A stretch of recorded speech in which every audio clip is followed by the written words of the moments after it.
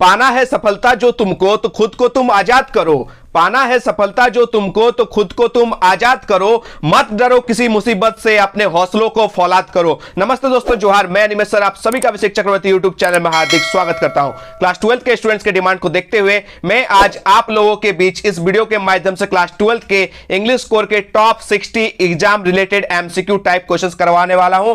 इस वीडियो के बिना इंग्लिश स्कोर अधूरा रह जाएगा दोस्तों, इसलिए मैं इस वीडियो के माध्यम से आप लोगों के बीच ये वीडियो लेकर आया हूं। इसमें वो सारे चैप्टर्स को इंक्लूड किया गया है जो मैं आप लोगों के बीच प्रोवाइड नहीं कर पाया था, इसके लिए क्षमा चाहता हूं। लेकिन मैंने ये सारे चैप्टर्स को इंक्लूड करके इस वीडियो को बना रहा हूं और आप लोगों को देने जा रहा हूं। ठीक है, इस वीडियो को देख लीजिए दोस्तों, तो आपका इंग्लिश स्कोर पूरा हो जाएगा। आप लोग एकदम एग्जाम में तबाही मचा देंगे। ठीक है, तो आपका एग्जाम बहुत ही बेस्ट जाने वाला है दोस्तों। All the best. चलिए एक एक क्वेश्चन को हम लोग देखेंगे। बिना देरी के इस वीडियो को लाइक करें और सारे दोस्तों को बीच ये वीडियो जो है पूरा फैला दीजिए झारखंड में। ठीक है, ताकि हर बच्चा इंग्लिश स्कोर से ना डरे। ठीक है, चलिए दोस्तों शुरू करते हैं इस वीडियो को। देख सकते हो दोस्तों, लेसन 4 द रेड ट्रैप। बहुत सारे बच्चों का डिमांड था कि सर द रेड ट्रैप के सारे इंपॉर्टेंट क्वेश्चंस करवा दीजिए। ऐसे ऐसे सारे चैप्टर्स को मैं लेकर आया हूं जो मैं आप लोगों के बीच नहीं ला पाया था। ठीक है, तो चलिए द रेड ट्रैप को समझते दोस्तों। ये जो द रेड ट्रैप है, इसका जो सबसे इंपॉर्टेंट कैरेक्टर जो है वो पैडलर है। याद रखिए दोस्तों, पैडलर जो एक वैगाबॉन्ड है, आवारा है। ठीक है, वो सेल्स रेड ट्रैप्स करता है, यानी चूहेदानी बेचा करता है। अपने आप को फिलोसोफर समझता है।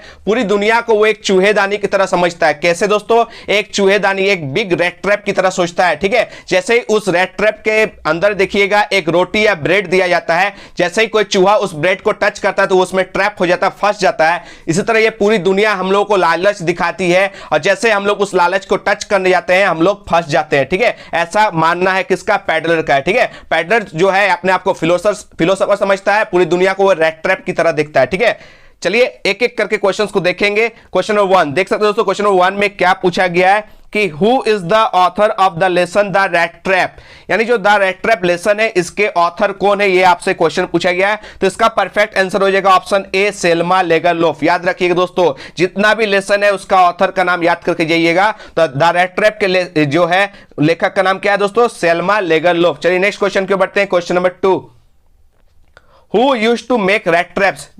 क्या पूछा गया दोस्तों?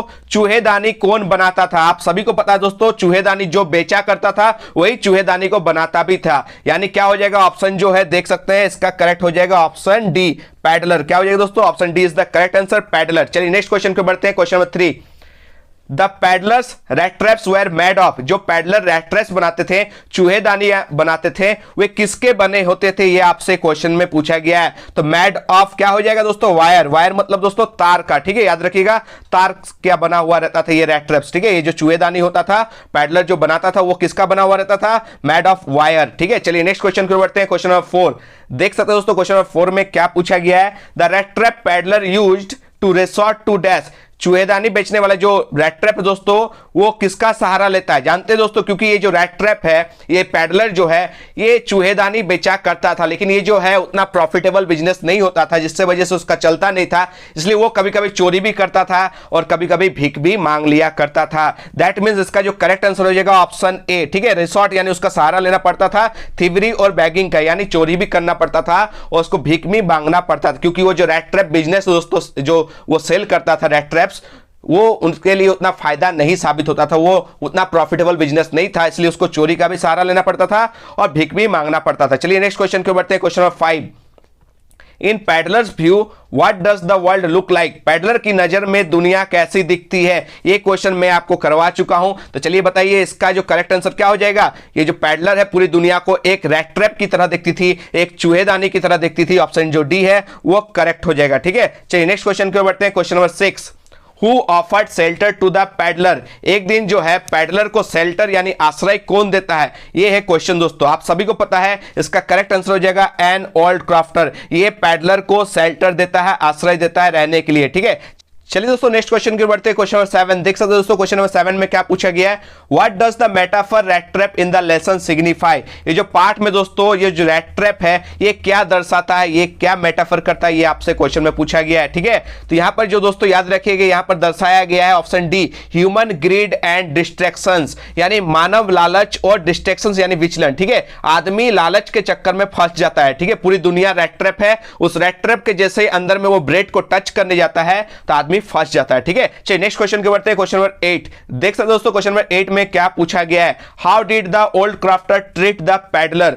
ये जो ओल्ड क्राफ्टर जो है पैडलर को कैसे ट्रीट करता है, ये आपसे क्वेश्चन में पूछा गया, कैसे व्यवहार करता है। तो याद रखिए दोस्तों, ये जो ओल्ड क्राफ्टर है मेहमानबाजी बहुत ही अच्छा करता है। ठीक है, तो इसका करेक्ट आंसर हो जाएगा ऑप्शन सी। क्या हो जाएगा दोस्तों, ऑप्शन सी, फ्रेंडली मैनर में। ठीक है, याद रखिएगा, फ्रेंडली मैनर यानी दोस्ताना तरीके से इसका बहुत ही अच्छे से खातिरदारी करता है, अच्छा अच्छा खाना खिलाता है, लॉनलीनेस जो है अकेलापन बहुत ही अच्छा शेयर करता है, और अपना 30 क्रोनर्स जो कमाया है वो भी उसको बता देता है, जिसकी वजह से पैडलर इसका 30 क्रोनर्स चोरी भी कर लेता है। चलिए नेक्स्ट क्वेश्चन को बढ़ते हैं। क्वेश्चन नंबर 9 देख सकते हो दोस्तों। क्वेश्चन 9 में क्या पूछा गया है, how much money had the peddler stolen from crofter. मैंने अभी जस्ट बताया दोस्तों, ये जो क्रॉफ्टर का कितना पैसा चोरी कर लिया था पैडलर ने। तो आप सभी को पता है इसका करेक्ट आंसर हो जाएगा क्या, ऑप्शन डी। यहां पर बी लिखाया गया है। ठीक है, आप लोग इसको इग्नोर कीजिएगा, ऑप्शन डी यानी ये गलत है। ठीक है, इसका करेक्ट आंसर हो जाएगा ऑप्शन बी, 30 क्रोनर्स। कितना चोरी किया था दोस्तों, ऑप्शन जो बी है वो सही हो जाएगा, 30 क्रोनर्स। ठीक है, चलिए नेक्स्ट क्वेश्चन की ओर बढ़ते हैं। क्वेश्चन नंबर 10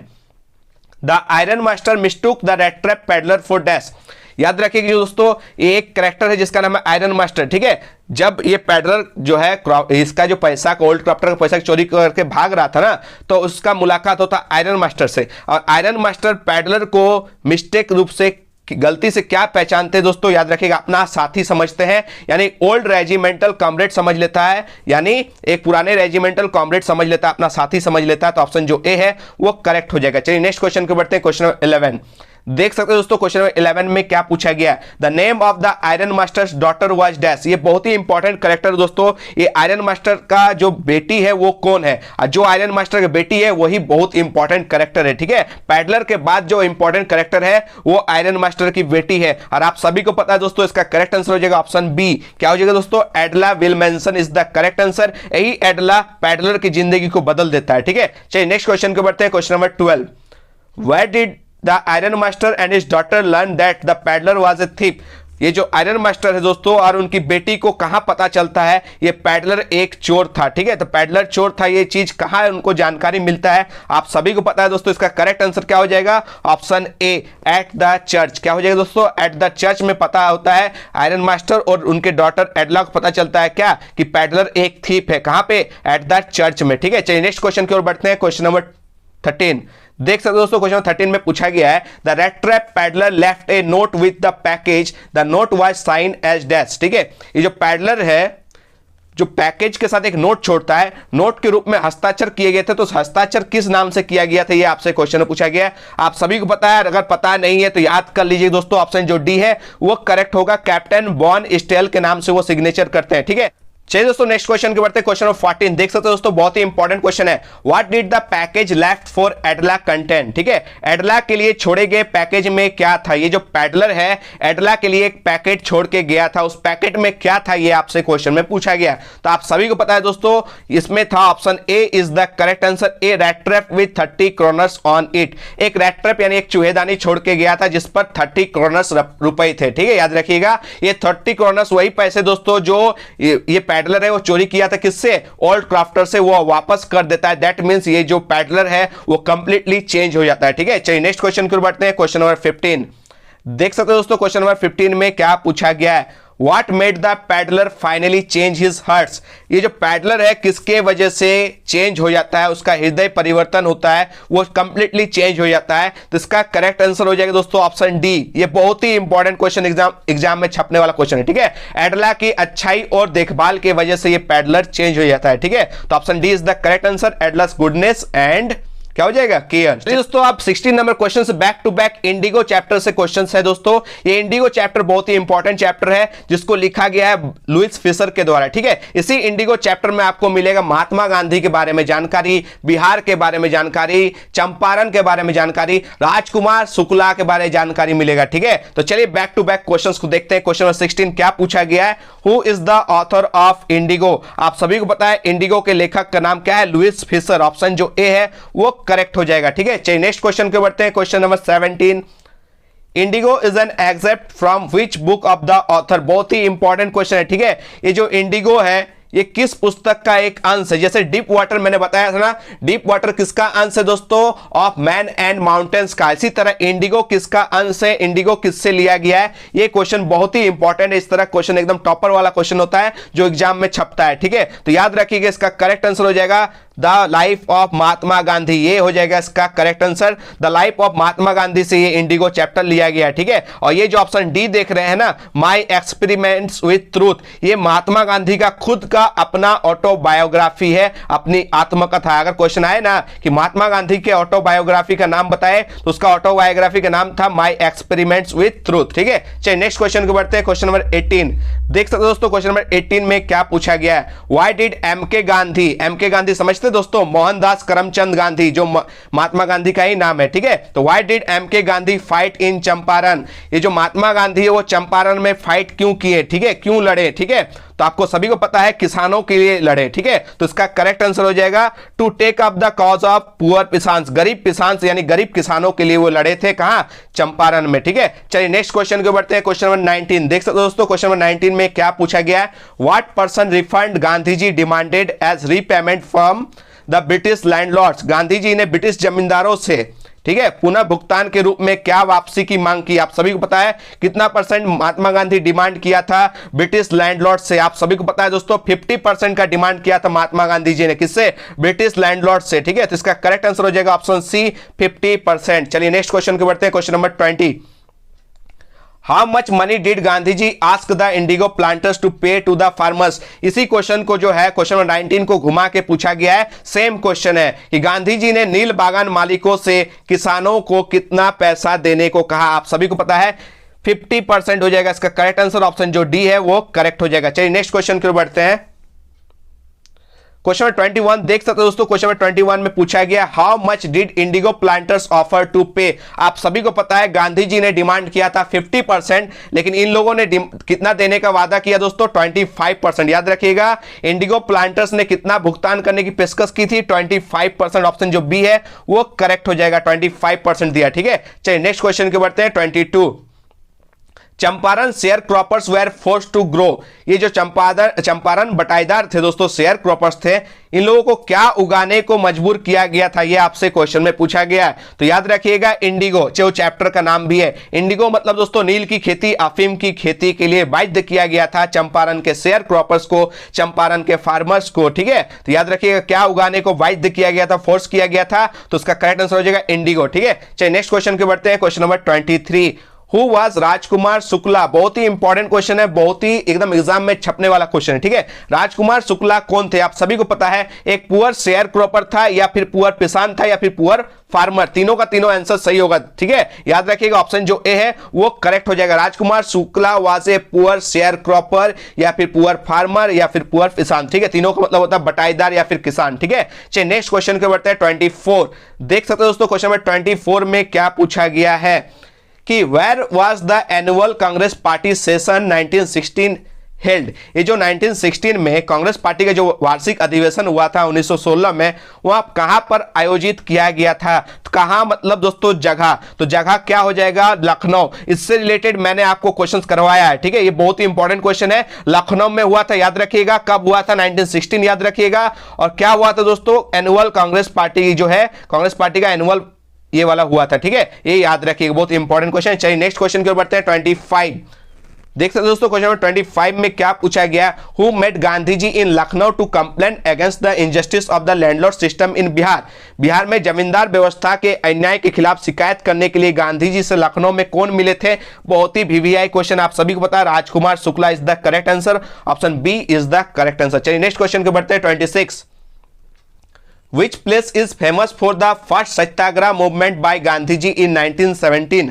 1917 में गांधी जी द्वारा प्रथम सत्याग्रह आंदोलन के लिए कौन सा स्थान प्रसिद्ध है? ये आपसे पूछा गया है। आप सभी को पता है दोस्तों गांधी जी जो है ये जो सत्याग्रह जो है फेमस कहां? चंपारण। ऑप्शन जो सी है वो करेक्ट हो जाएगा, ठीक है। चलिए नेक्स्ट क्वेश्चन की ओर बढ़ते हैं। 27 देख सकते हैं, बहुत ही इजी क्वेश्चन है। Where is Champaran? आप सभी को पता है चंपारण कहां है दोस्तों? बिहार में। तो ऑप्शन जो है ए करेक्ट हो जाएगा, Bihar is the correct answer. चलिए नेक्स्ट क्वेश्चन के बढ़ते हैं। 28 what was the condition of the kisans in Champaran, ये जो चंपारण में किसानों की क्या स्थिति थी आपसे पूछा गया। आप सभी को पता है दोस्तों बदतर स्थिति थी, वहां पर उन लोगों के ऊपर टॉर्चर किया जा रहा था, ये लोग ऑप्रेस्ड थे। Oppressed is the correct answer. Oppressed मतलब दोस्तों उत्पीड़ित, ठीक है, उत्पीड़ित थे ये लोग। कौन लोग? किसान लोग जो है चंपारण के, वे लोग ऑप्रेस्ड थे। ये वर्ड याद रखिएगा, बहुत ही इंपॉर्टेंट, ठीक है। चलिए नेक्स्ट क्वेश्चन के बढ़ते हैं। 29, whom did Gandhi ji send a telegram to, Gandhi ji ने जो टेलीग्राम है वो किसे भेजा था? बहुत ही इंपॉर्टेंट क्वेश्चन है, ये क्वेश्चन आता है, ठीक है। तो ऑप्शन बी जो है वो करेक्ट हो जाएगा,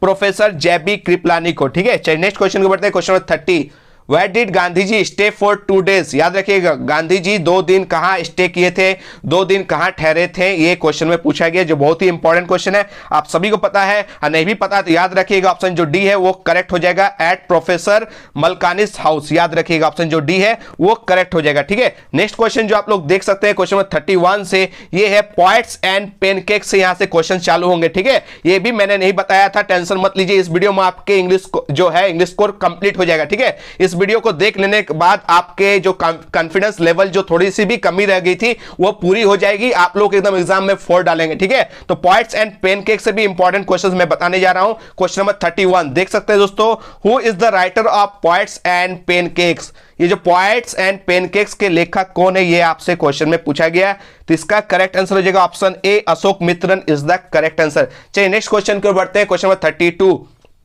बहुत ही इंपॉर्टेंट क्वेश्चन दोस्तों, जेमिनी स्टूडियो से एक ना एक क्वेश्चन एकदम फिक्स है कि where is Gemini studio located? ये जो जेमिनी स्टूडियो है वो कहां स्थित है, ये आपसे क्वेश्चन में पूछा गया। तो मैंने आपको बताया था या फिर मद्रास या फिर चेन्नई, ठीक है, मद्रास का ही, और अभी नाम क्या हो गया? चेन्नई। तो ऑप्शन जो बी है वो करेक्ट हो जाएगा। चेन्नई में क्या है दोस्तों? जेमिनी स्टूडियो है, ठीक है, याद रखिएगा। नेक्स्ट क्वेश्चन की ओर बढ़ते हैं। क्वेश्चन नंबर 33 देख सकते हैं दोस्तों, क्वेश्चन नंबर 33 में पूछा गया है कि when was Gemini studio founded और सेटअप? फाउंडेड भी पूछा जाएगा फिर भी ठीक है, सेटअप भी पूछा जाएगा फिर भी ठीक है, ठीक है। यानी जेमिनी स्टूडियो की स्थापना कब हुई थी, ये आपसे क्वेश्चन में पूछा गया। आप सभी को पता है 1940, यानी ऑप्शन सी जो है वो करेक्ट हो जाएगा, 1940, याद रखिएगा, बहुत इंपॉर्टेंट, ठीक है। चलिए नेक्स्ट क्वेश्चन के बढ़ते हैं। 34 देख सकते हो दोस्तों, क्वेश्चन 34 में क्या पूछा है, बहुत ही वीवीआई क्वेश्चन है, हु वाज द फाउंडर और the boss of Gemini studio? अगर फाउंडर पूछे फिर भी सही है, बॉस पूछे फिर भी सही है, दोनों का आंसर एक ही होगा, ऑप्शन डी एस वासन। याद रख लीजिएगा, वो फाउंडर भी थे, वो बॉस भी थे, कहां के? जेमिनी स्टूडियो के। चलिए नेक्स्ट क्वेश्चन को बढ़ते हैं। 35 व्हेन डिड एमआरए विजिट? देखिए मैंने करवाया था कल ही, व्हेन डिड एमआरए विजिट मद्रास, ठीक है। ये जो एमआरए है वो मद्रास कब आए थे? मद्रास की जगह अगर चेन्नई भी पूछे वो भी सही है, जेमिनी स्टूडियो पूछे वो भी सही है, ठीक है। तो एमआरए जो है कब विजिट किए थे मद्रास में, आप सभी को पता है 1952 में, ऑप्शन सी जो है वो करेक्ट आंसर हो जाएगा, ठीक है। चलिए नेक्स्ट क्वेश्चन के बढ़ते हैं। Question number 36, how many people were there in MRA in poets and pancakes? ठीक है, ये जो पोएट्स एंड पेनकेक्स में एमआरए में कितने लोग थे, ठीक है, ये जो एमआरए है वो कितने लोगों के ग्रुप थे, ये आपसे क्वेश्चन में पूछा गया है। आप सभी को पता है क्योंकि ये क्वेश्चन मैं कल ही करवाया है, ऑप्शन सी जो है वो करेक्ट हो जाएगा, 200 पीपल का, ठीक है। चलिए नेक्स्ट क्वेश्चन को बढ़ते हैं। Question number 37, what was the brand name of the makeup material in poets and pancakes? बहुत ही इंपॉर्टेंट क्वेश्चन है। ये जो मेकअप मटेरियल जो था पोएट्स एंड पेनकेक्स में, उस मेकअप मटेरियल का नाम क्या था दोस्तों? ब्रांड का नाम क्या था? फेयर एंड लवली वो नहीं होगा, लैक्मी ना, पॉन्ड्स भी नहीं, ऑप्शन जो डी है वो करेक्ट हो जाएगा। वो कोई केक का नाम नहीं है दोस्तों, ये जो पेन केक है ना वो क्या है? मेकअप मटेरियल का नाम है, याद रखिएगा। चलिए नेक्स्ट क्वेश्चन को बढ़ते हैं। क्वेश्चन नंबर 38 देख सकते दोस्तों, क्वेश्चन 38 में पूछा गया है, where was the makeup room located in Gemini studio? ये जो जेमिनी स्टूडियो में मेकअप रूम कहां स्थित था, ये आपसे क्वेश्चन पूछा गया है, याद रखिएगा फर्स्ट फ्लोर में। कहां दोस्तों? ऑप्शन जो बी है वो करेक्ट हो जाएगा, फर्स्ट फ्लोर में स्थित था। चलिए नेक्स्ट क्वेश्चन को बढ़ते हैं। 39 देख सकते हो दोस्तों, क्वेश्चन 39 में जो पूछा गया है कि what was the age of office boy in Gemini studio? ये जो ऑफिस बॉय है दोस्तों जेमिनी स्टूडियो के, उनकी उम्र क्या थी, उनकी एज क्या थी, ये क्वेश्चन मैं आपको करवा चुका हूं। तो इसका करेक्ट आंसर हो जाएगा ऑप्शन ए 40। क्या हो जाएगा दोस्तों? ऑप्शन जो ए है वो करेक्ट हो जाएगा। चलिए नेक्स्ट क्वेश्चन को बढ़ते हैं। क्वेश्चन नंबर 40 देख सकते हैं, क्वेश्चन नंबर 40 में क्या पूछा गया है कि what was the aim of the office boy when he joined the Gemini studio? ठीक है, जब ऑफिस बॉय जो है जेमिनी स्टूडियो ज्वाइन किया था तो उसका उद्देश्य क्या था, उसका एम क्या था, ये आपसे क्वेश्चन में पूछा गया। तो इसका करेक्ट आंसर क्या हो जाएगा दोस्तों? ऑप्शन जो सी है वो करेक्ट हो जाएगा, बोथ ए एंड बी दोनों, ठीक है। एक स्टोरी राइटर यानी ऑथर भी बनना था और एक स्क्रिप्ट राइटर भी उसको बनना था, ठीक है। चलिए नेक्स्ट क्वेश्चन को बढ़ते हैं। Question number 41, the office boy was jealous of home, ये जो ऑफिस बॉय है किससे ईर्ष्या करता था, किससे जेलस करता था, ये आपसे क्वेश्चन में पूछा गया है। इसका करेक्ट आंसर हो जाएगा सुब्बू, ऑप्शन ए जो है वो करेक्ट हो जाएगा। ये भी क्वेश्चन बहुत इंपॉर्टेंट क्वेश्चन है। चलिए नेक्स्ट क्वेश्चन को बढ़ते हैं, question number 42।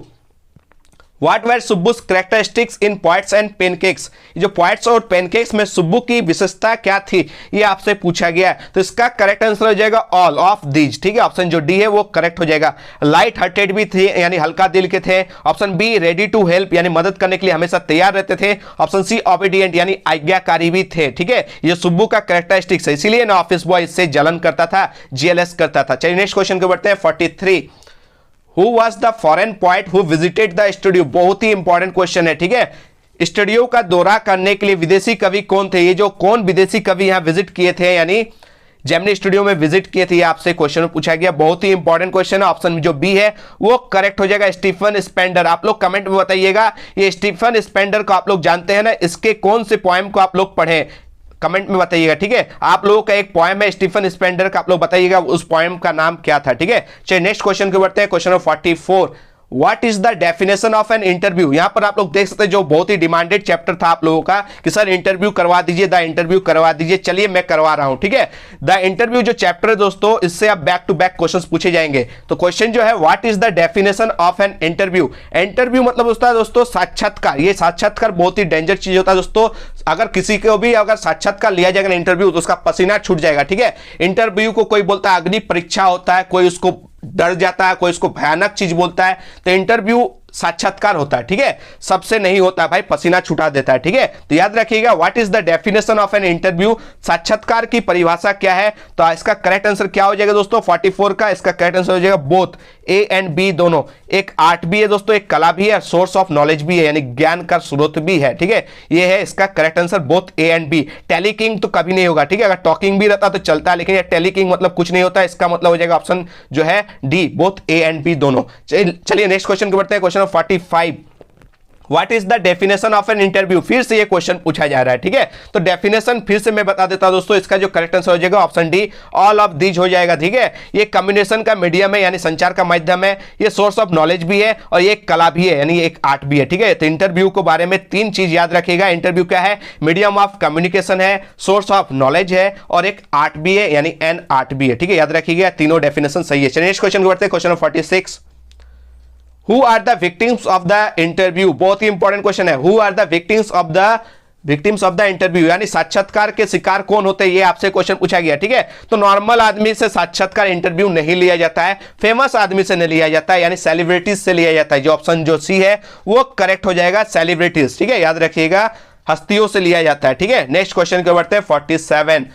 How did celebrities consider interviews? ये जो मशहूर व्यक्ति जो होते हैं, यहाँ पर डीओडी हो गया, ठीक है। यहाँ पर डीआईडी लिखिएगा, ठीक है। आजकल के बच्चे छोटे छोटे गलती को देखकर कमेंट करते हैं, ठीक है। तो थोड़ा मिसप्रिंट होता है भाई, इतना क्वेश्चंस कर रहे हैं आप लोगों के लिए, मेरे भी जल्दी है कि आप लोगों को जितना हो सके मैं दे देना चाहता हूं, ठीक है। मेरे पास जितना ज्ञान है आप लोगों को दे देना चाहता हूं ताकि आपका एग्जाम बेटर जाए, ठीक है। आप लोगों के लिए इतना जल्दी जल्दी कर रहा हूं, ठीक है। नहीं तो मेरा भी मन करता है कि ये चैप्टर को मैं फोड़ कर बताऊं, अच्छे से तैयारी करवाऊं, लेकिन मेरे पास टाइम नहीं दोस्तों, इसलिए मैं जल्दी जल्दी करवा रहा हूं, ठीक है। तो थोड़ी बहुत मिसप्रिंट होती है, उसको इग्नोर कीजिएगा दोस्तों, ठीक है। तो देखिए how did celebrities consider interviews, यहां पर जो मशहूर हस्तियां जो होता है, सेलिब्रिटीज होता है, साक्षात्कार पर विचार क्या किया दोस्तों, कैसे किया। तो याद रखिएगा जितना भी सेलिब्रिटीज है ना दोस्तों, इंटरव्यू को बोला है ये एक ऑर्डिल है। ऑर्डिल मींस अग्नि परीक्षा मानता है, क्राइम मानता है, हॉरर यानी डरावना मानता है, यानी इसका जो करेक्ट आंसर हो जाएगा ऑल ऑफ दिस, ठीक है। चलिए नेक्स्ट क्वेश्चन की ओर बढ़ते हैं, question number 48।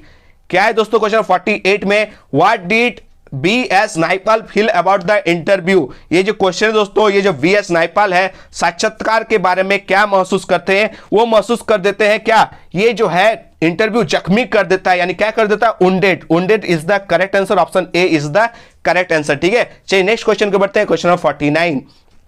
How did Lewis Carroll feel about the interview? Lewis Carroll को साक्षात्कार के बारे में कैसा लगा दोस्तों? ये करेक्ट आंसर हो जाएगा, ऑप्शन जो ए है वो हॉरर। हॉरर मींस दोस्तों डरावना लगता है। इंटरव्यू कैसा लगता है? लुइस कैरोल को डरावना लगता है, एकदम हॉरर लगता है, ठीक है। चलिए नेक्स्ट क्वेश्चन को बढ़ते हैं, question number 50। What was the attitude of Rudyard Kipling? Rudyard Kipling का नाम सुने हो दोस्तों, द जंगल बुक, ठीक है, बहुत ही फेमस जो उन्होंने लिखे थे। तो what was the attitude of Rudyard Kipling towards the interview? ठीक है, ये जो क्वेश्चन है, इंटरव्यू के प्रति रुडयार्ड किपलिंग की क्या रवैया था, वो क्या मानते थे इंटरव्यू को? तो वो जो मानते थे, ऑप्शन जो ए है वो करेक्ट हो जाएगा, इमोरल मानते थे, यानी अनैतिक मानते थे। ठीक है, चलिए नेक्स्ट क्वेश्चन के बढ़ते हैं, क्वेश्चन नंबर 51। ये बहुत ही इंपॉर्टेंट क्वेश्चन है, ये मॉडल सेट का भी क्वेश्चन है कि एचजी वेल्स इंटरव्यू को क्या मानते हैं। तो एचजी वेल्स जो है वो इंटरव्यू को मानते हैं एक ऑर्डिल, ऑर्डिल मींस एक अग्नि परीक्षा की तरह मानते हैं। ठीक है, तो एचजी वेल्स इंटरव्यू को रेफर करता है एक ऑर्डिल की तरह, एक अग्नि परीक्षा की तरह। ये सब बात याद रखिएगा कि रुडयार्ड किपलिंग इंटरव्यू के बारे में क्या बोले, ठीक है, एचजी वेल्स इंटरव्यू के बारे में क्या बोले, इस तरह का क्वेश्चन आपसे पूछा जाएगा। ठीक है, चलिए नेक्स्ट क्वेश्चन के बढ़ते हैं, question number 52। Who was Umberto Eco? बहुत ही फेमस नाम है दोस्तों, इन्हीं का इंटरव्यू हुआ था। ठीक है, तो अम्बर्टो इको जो है वो कौन थे, ये आपसे क्वेश्चन में पूछा गया है। तो वो सब का सब थे, यानी ऑल ऑफ दीज। ठीक है, प्रोफेसर भी थे, नॉवलिस्ट भी थे और राइटर भी थे। ठीक है, यानी all of these is the correct answer. Umberto Eco का अच्छे से करके जाइएगा। चलिए नेक्स्ट क्वेश्चन की ओर बढ़ते हैं, 53। When did Umberto Eco write novels? ये जो अम्बर्टो इको है, नॉवेल्स यानी उपन्यास कब लिखते थे? तो पता है ना दोस्तों, ये जब फ्री होते थे, यानी संडे में, ये संडे में लिखते थे, और एम्प्टी स्पेस यानी खाली स्थान पर ये लिखते थे। जब वो खाली होते थे, खाली समय में वो लिखा करते थे, यानी इसका करेक्ट आंसर हो जाएगा बोथ ए एंड बी दोनों। ठीक है, चलिए नेक्स्ट क्वेश्चन को बढ़ते हैं, 54। Where was Umberto Eco working? ये जो अम्बर्टो इको है कहां काम कर रहे थे, ये पूछा गया है। आप सभी को पता है प्रोफेसर थे, तो प्रोफेसर न होंगे, तो इसका करेक्ट आंसर जो है option A, professor at university. ठीक है, याद रखिएगा, विश्वविद्यालय में अम्बर्टो इको जो है काम कर रहे थे एक प्रोफेसर के रूप में। ठीक है, चलिए नेक्स्ट क्वेश्चन की ओर बढ़ते हैं, 55।